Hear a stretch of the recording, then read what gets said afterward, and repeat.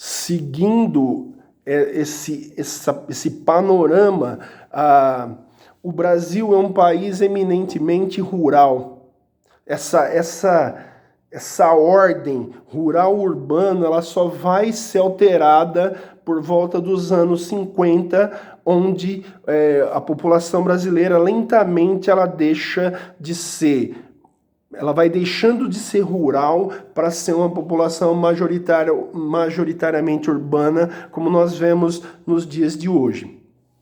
Então, uma população majoritariamente rural. O voto também é um elemento importante lá. O voto ele é censitário e ele é um voto de cabresto. Então essa ironia, essa metáfora cabresto é que o eleitor elegeria quem o coronel desejasse. Então esse coronel ele era compadre, é um sistema chamado de compadrio. Então, o coronel regional, ele é compadre do próprio eleitor. Então, que eleitor teria coragem de votar contra aquele ou aquele que o seu compadre indicou? Então, observar é um voto de cabresto, é um voto censitário. O coronelismo ele é marcado por essa visão, por um elemento onde um chefe político regional detém o calibre eleitoral, detém o poder de influenciar aqueles a quem devem ou não devem ser eleitos. Similar ao sistema de coronelismo no Brasil, há um sistema na América Latina chamado de caudilismo. Então, o caudilho ele tem todas essas características do coronel. Ele é um chefe político regional, ele é um chefe de milícia, ele domina o poder em regiões e a partir dessas regiões ele influencia a política em nível mais macro.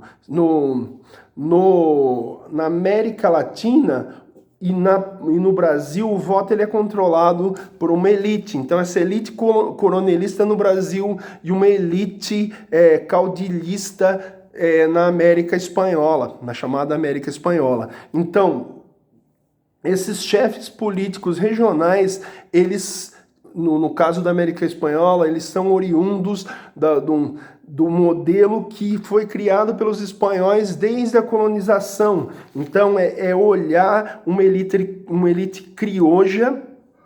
Então, os criojos são aqueles que são filhos de espanhóis nascidos na América. Então, se voltar um pouquinho lá atrás, chapetones, o próprio espanhol que veio residir na América. No caso dos caudilhos, eles têm essa predominância de uma elite crioja. Então, federalismo versus união. Então, olhou esse elemento todo aí, percebeu isso, observar que os estados da federação eles têm mais poder do que o próprio poder da União. Então, terminada essa primeira etapa chamada de República da Espada, onde há predominância da mão de ferro do Estado usando o poder militar para garantir a predominância de elites de cunho regional. Então, não dá para pensar história dentro de caixinhas, como eu já falei para vocês. História não é caixinha, história não é linear. Então, passado esse primeiro momento de turbulência, acontece entre as elites do Brasil um acordo. Esse acordo, para se conseguir governar, ele é chamado de República Café com Leite, República das Oligarquias, República dos Coronéis, República Velha. Então, a República Velha está dentro do escopo desse momento histórico. Então, pensou na chamada República Café com Leite, é pensar a predominância de estados como São Paulo e Minas Gerais. Isso não significa que outras províncias do Brasil, outros estados, outras regiões não influenciem politicamente. Mas esse arranjo de governança, ele parte da premissa de que São Paulo e Minas Gerais tem essa predominância, tem essa força.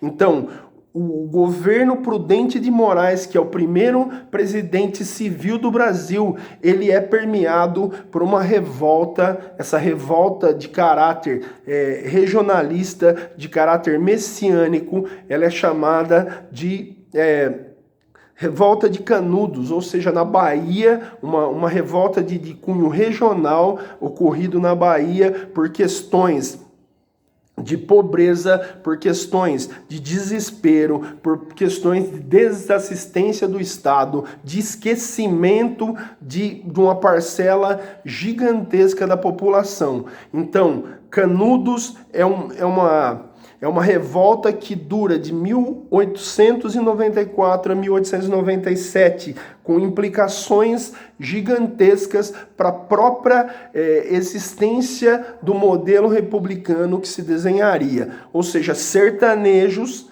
pessoas desassistidas pelo Estado, se revoltam contra a predominância da fome, da predominância do desespero, da falta de presença do Estado. Então, olhou Canudos a pensar quase 3 anos de conflitos onde o exército brasileiro é colocado em xeque por sertanejos.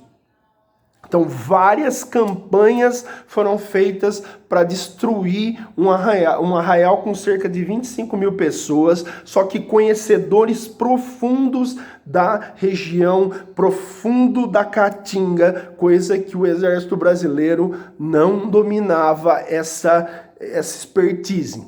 Então, Canudos colocou em xeque o modelo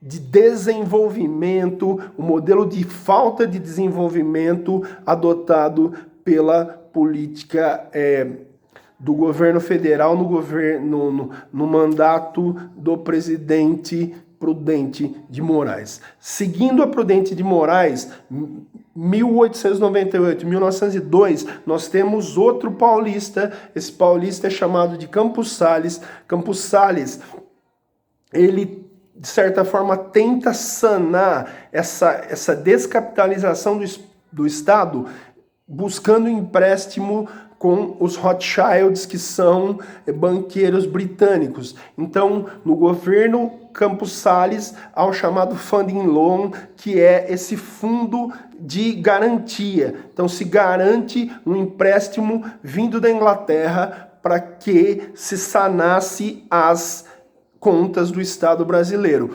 Pagar-se-ia como? Como que o Estado brasileiro ia pagar? Ia pagar através de 10 anos onde a água, onde a energia elétrica e as linhas de trem iam ser utilizadas como garantia. Então, tudo que se lucrasse com energia elétrica, com saneamento básico e com linhas férreas, esse dinheiro iria para os Rothschilds, banqueiros de origem britânica. Então, o Campos Sales, ele é o presidente, ele é o governante que ele, de certa forma, com a chegada desse dinheiro de origem britânica, ele promove um saneamento das contas públicas. Esse saneamento iria reverberar no governo de 1902 a 1906,